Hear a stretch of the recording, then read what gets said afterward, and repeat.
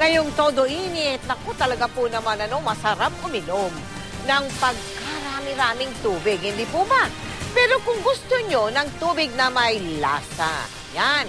Subukan, yung nauuso ngayon, ang tawag po nila dyan yung infused water o tubig na may nakababad na mga prutas. Yan ang tinutukan ni Salima Refran. Kapag sobrang init, samut-sari ang pwedeng pampalamig. Pero para sa iba, wala pa rin tatalo sa pag-inom ng maraming tubig. Pero may tubig na tila lumevel up para magkaroon ng konting lasa at sustansya, ang tinatawag na infused water. Sa isang restaurant dito sa Quezon City, ang malamig na tubig nilagyan ng pandan, dahon ng mint at isa pang herb. Masarap yung amoy, kaka-refresh. So, pagka may visitor, tinatry din namin sila. We serve this at no cost to our customer. Plus, may value pa siya kasi katulad yung tarragon and mint, antioxidant. Ang infused water, halos walang pinipiling prutas.